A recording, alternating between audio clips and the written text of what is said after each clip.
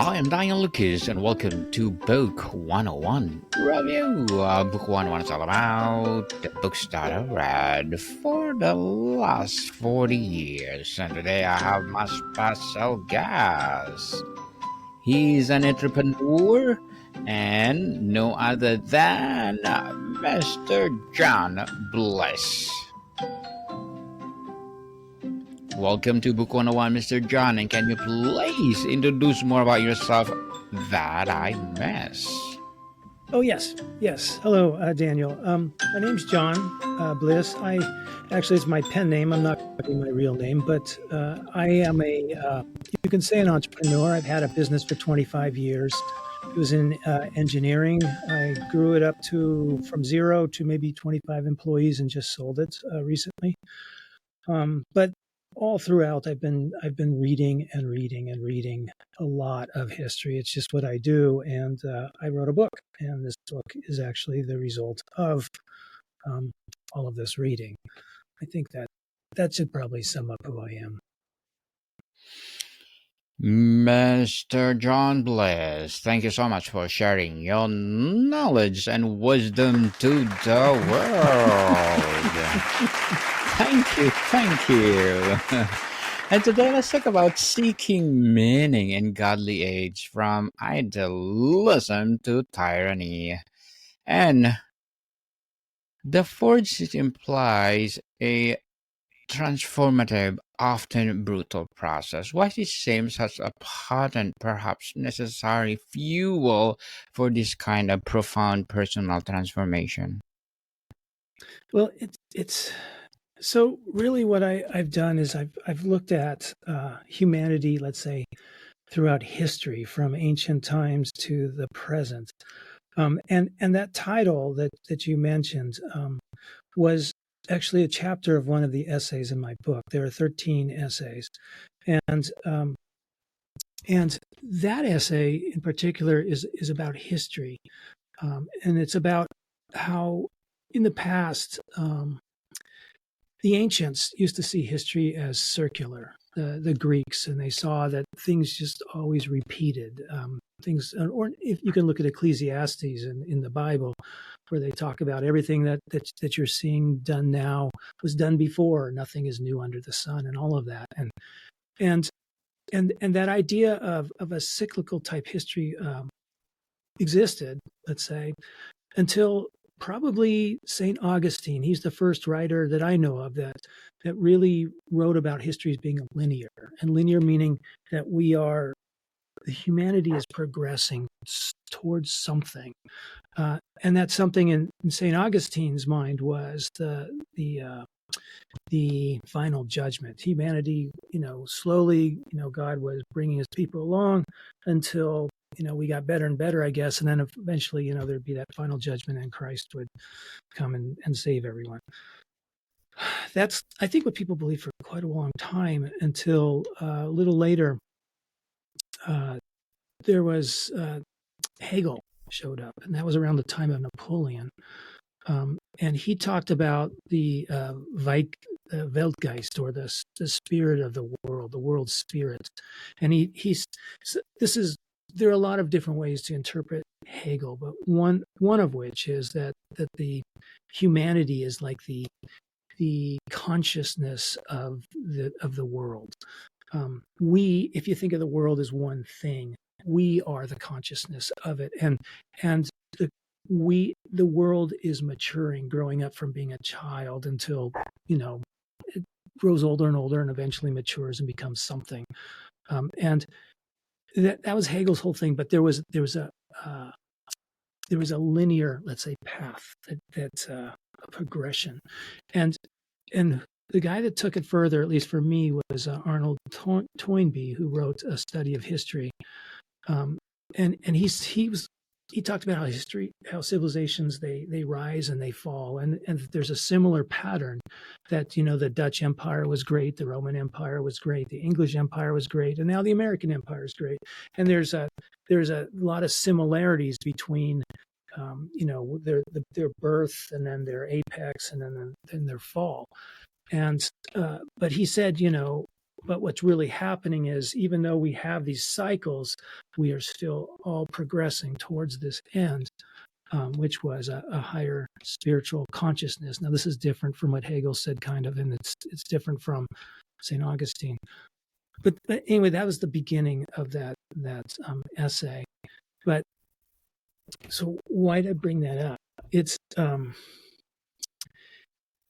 because it seems like every, I don't know what it is, 700 years, 500 years, every 2,000 years, it seems like a new prophet shows up. So first we had Moses, or even before Moses, I'm sure we had, gosh, I can't think, but I don't know if Socrates, he wasn't considered a prophet, but he was a wise man. But then there was Moses, and then there was Jesus Christ, and then many people believe that Muhammad was next after that, and there's people who believe that there was other prophets that came after that, and the whole idea is that humanity progresses.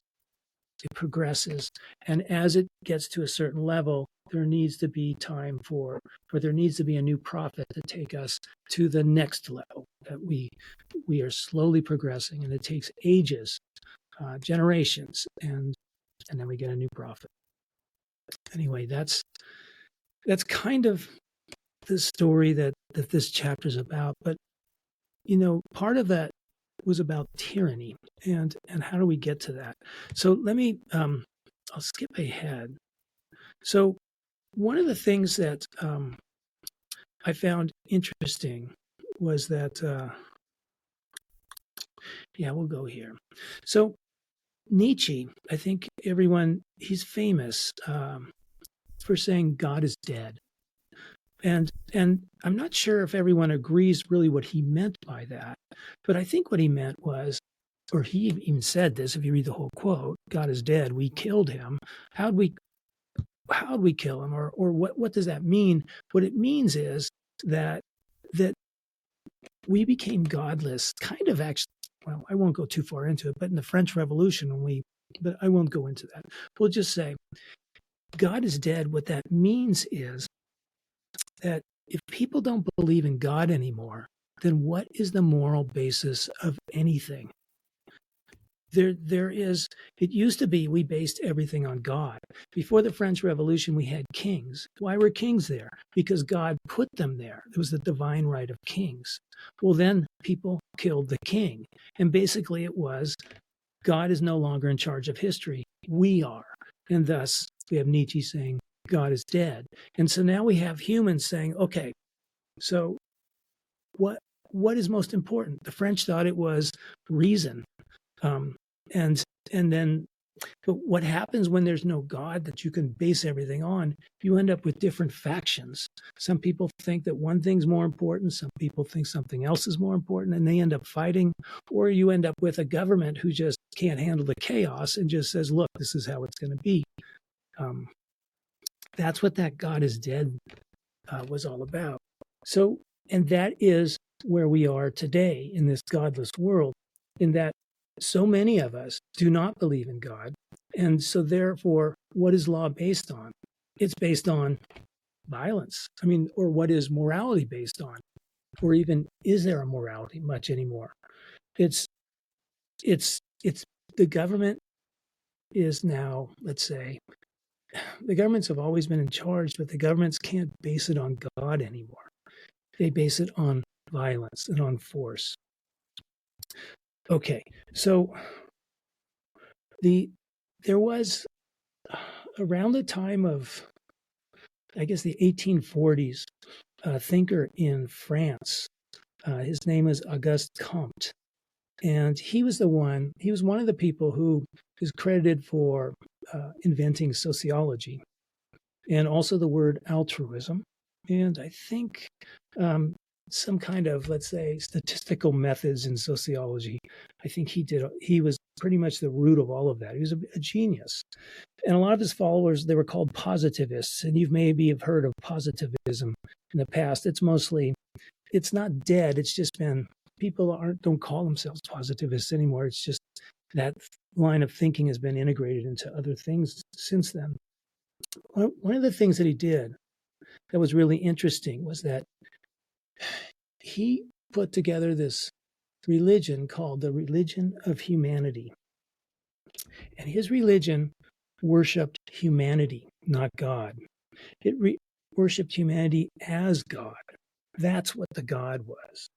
Um, and it was just like Catholicism in a way. It even had a pope in Paris, of course, and it had a priesthood, everything. And the priests were supposed to run society, the society and everything. And they would be the people who knew sociology more than anyone else. They would be the technocrats, basically. But it was a really cool religion in a way that it promoted love.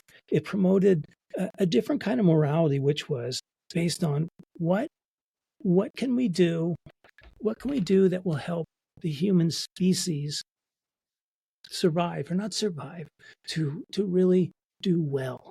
What can we as humans do to, not for ourselves, but for the species itself? And really the best thing we can do is to love.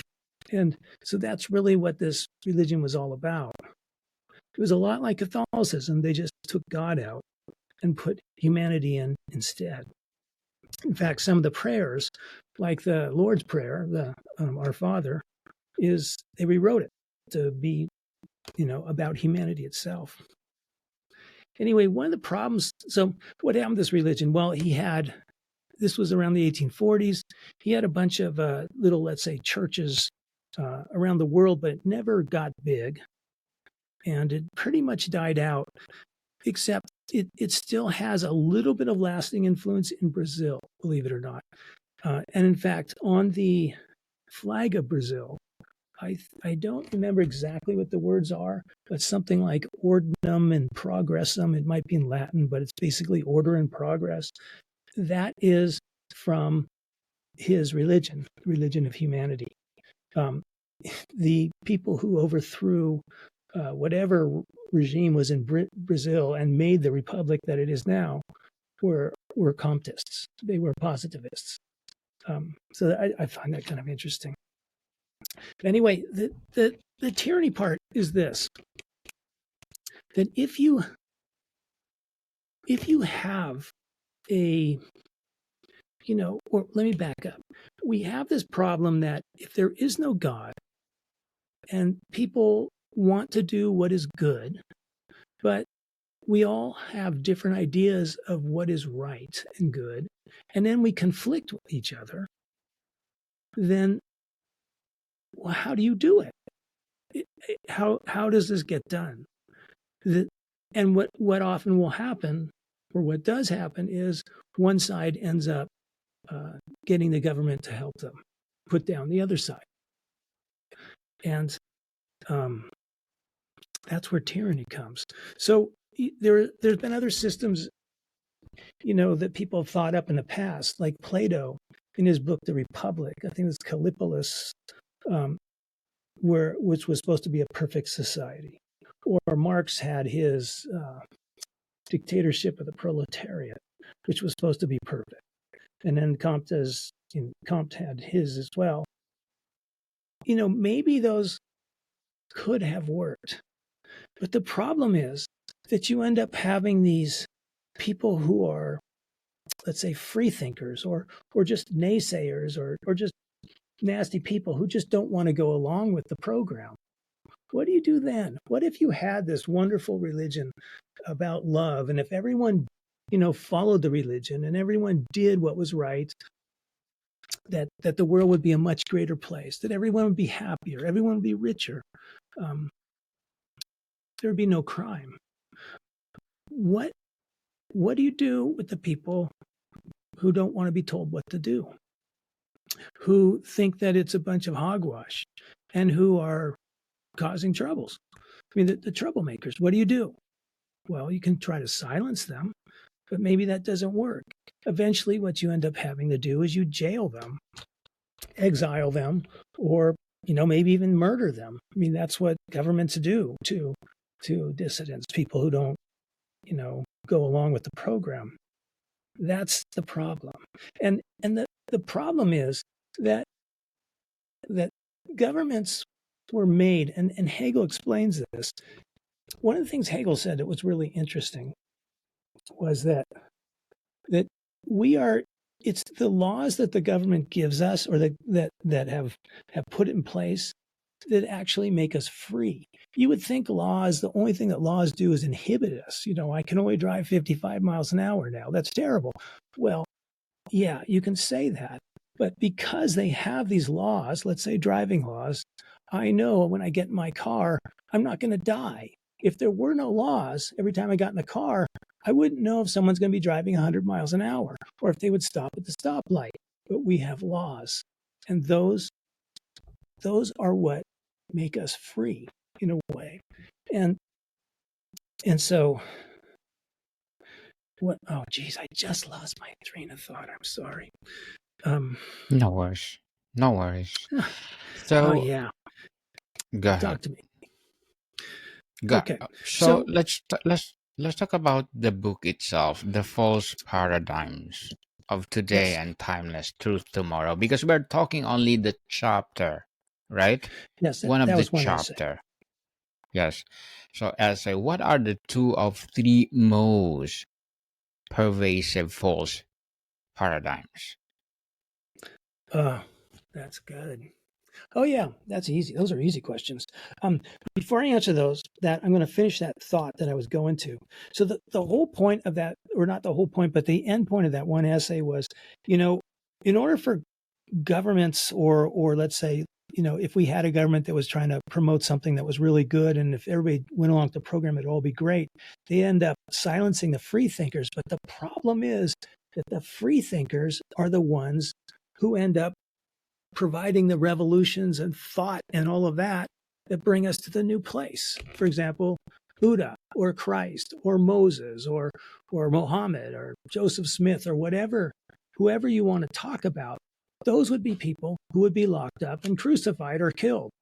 And that is the crazy thing. It's like, that's the crazy thing, to try to enforce, let's say, or bring about a better world.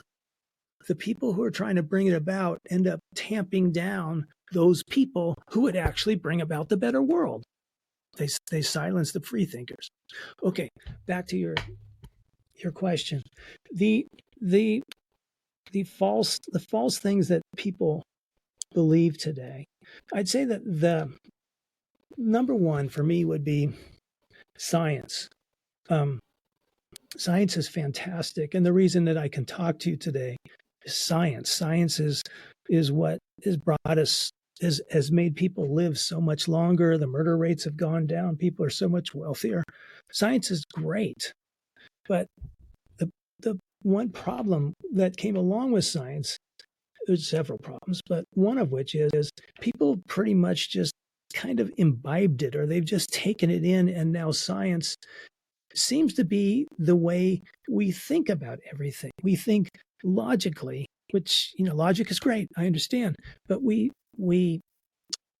even people who consider themselves Christians or Muslims or whatever, they still think, they still believe science, and their religions seem to have had to move to accept science. And what do I mean? Well, in the old days, they all believed in the 7 days of creation. Am I going to say that's right? No, I don't know. I don't think so. Is evolution right? I don't know, but that's what all Christians now believe in, or just about all of them. And but the theory of evolution is a theory, and it doesn't mean it's the truth. And a lot of what people believe, just common, ordinary people believe, are theories. And theories aren't necessarily true. They're just our best guess. 200 years from now, we probably won't believe in these theories. We'll have better ones, or we'll think they're better. And 200 years after that, we'll have different ones. There was a movement. When was that? I think it was in the 1800s at some point. I know Tolstoy was part of it. And it was called the bankruptcy of science movement, where all these guys were very famous intellectuals were writing and talking about how science is, well, bankrupt because people believed in it, but whatever science believes today is no one's gonna believe it in 100 years. Same idea. To just you can't believe it because it keeps changing. So that's one. Now, yeah, that's one.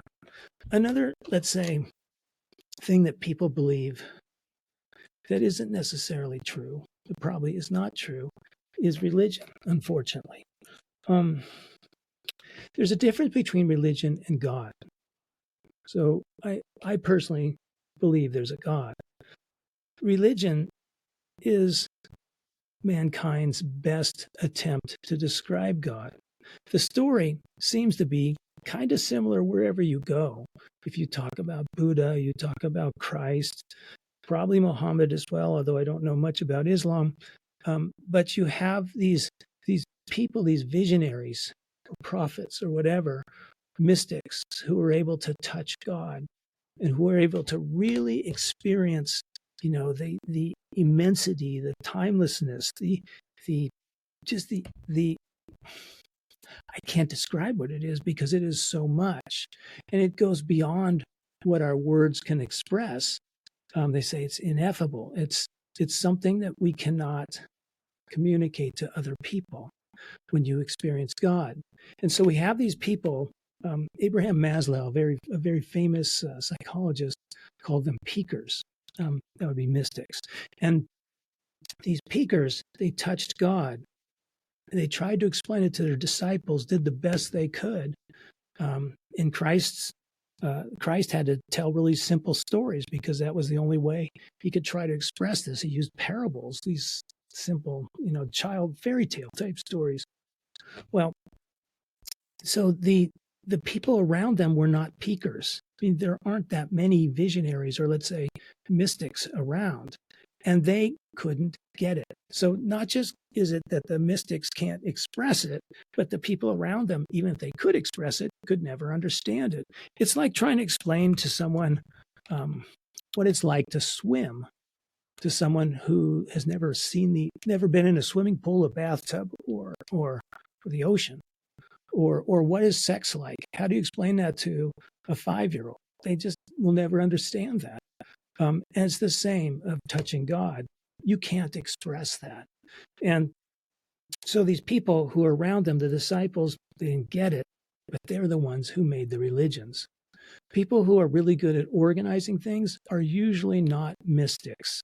They are organizers, or what Maslow would call non-peakers. And so we ended up with these religions which were partially true. They have part of the message that the visionary tried to express, but not all of it. And so we've lost a lot of it. And that is something that I think people, it's something that a lot of people don't really, I think that people have missed that one. There's a lot of people who are atheists and they say that, religion is bad. And then they have a different story. I mean, there's a different thing there. So with atheism, a lot of times they'll just look at history and look at all the terrible things the church has done or what people have done in the name of God. And then they'll say, and therefore there is no God. It's not a very good argument. A better argument is, oh, people are pretty messed up. Here they take the best thing that there is and look what they do to it. And that's it. It's that religions are a problem. It's not. That has nothing to do with God. So those are two.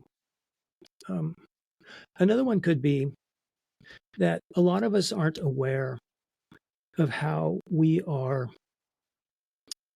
affected by the groups that we are in. For example, Daniel, being a Canadian, I'm sure you have a certain attitude towards Americans. We don't have to talk about it, but especially now with Donald Trump being in power and all of that, that I'm sure a lot of Canadians are not happy with him, or even starting to think of Americans as not so nice and all. And that's just because you belong to that group of Canadians. If you're in the United States and you're a Democrat, you hate Donald Trump. If you're in the United States and you're, let's say, a MAGA person and you hate people who don't hate Donald Trump, if you are a Dallas Cowboys fan, then you can't stand San Francisco 49ers. I mean, there's different groups will affect how you think. And and I don't think that people really recognize how our thinking is compromised by the groups we belong to. Um, an example. Here's an example, a personal example. I was going to visit my family and in another city. So I'm an older guy, and I was visiting my siblings who are older, and I found that I'm a cheap person in general. I don't like to spend a lot of money on hotels for some reason, and I found that I was going to stay. I just couldn't. I just couldn't bear going to a Motel 6 and spending $150. It didn't make any sense to me. I couldn't do it. So I went and booked a place with a tent in somebody's backyard or something like that for like $40. And I realized that I'm half Mexican, and I realized that what I had in me that was kind of being expressed out there was from this whole action was that I was a dirty Mexican and that I didn't belong in nice hotels. It was something that I didn't know I had been carrying with me for decades and decades, but I had internalized it. I didn't know it was there. I got it from my father. And that comes from belonging to a group. A lot of times the groups will put ideas and let's say ways of looking at the world into your mind without you even being aware. You're not even aware you're thinking that way. And that's what I mean by that. So one of the things that's really warping the way we think is what groups do we belong to? So that's another one. That's three. I could list a few more, but I think that'll do. Okay, Mr. John, before we wrap up our discussion for today, I'm inviting you to please to listen to my other podcast, people, my other podcast, because my abstract essay is already in fifth season, abstract poetry in second season, and my book 101 review in fifth season too, comedy 101 in second season, and my food 101 in fifth season as well, geography 101 in fourth season, and my baby podcast Law 101 and mental health 101, love letters in third season, and movie 101 review in Music 101 in fourth season, and Science 101 and Sex 101 in its first season. Please listen to them wherever you listen your podcast. So, Mr. John, what's the biggest question you hope your essays prompt readers to ask themselves and others? Mm, mm. Oh, gosh, that's a great question. I think it was more, I wanted people to realize that they don't know anything. And not only do they not that I know anything, I also know that I don't know anything. But the one thing I know is that I don't know anything. But I don't think anyone else does either. And I think it was more of a realization. You don't know anything. And the other thing that I wanted people to get from this was that there's a different way of looking at life. And that is, you don't have to look at it just as an individual. How can I get what I want in this world? How can I get ahead and all of that? There is another way, and that is to look at us the way Comte was talking about in his Religion of Humanity, and to look at yourself as just being part of humanity. It's humanity which is the real creature. I mean, you and me will both be dead in what, 50 years, Daniel? And then another 50 years from now, no one will remember us, but humanity will still be here. That's the real story. It's humanity, and its whole progression from wherever it was in the beginning, when we were cave people, naked and shivering and scared of everything, to wherever we're going, where we can't fathom that. It's just beyond us. Yes, indeed. And Mr. John Bliss, thank you so much for sharing your knowledge and wisdom to the world. So, can you please invite our listeners to support your advocacy, your book, or whatever projects that you're doing right now? Hey, thank you very much. Yes, Mr. John, where do people can buy your book?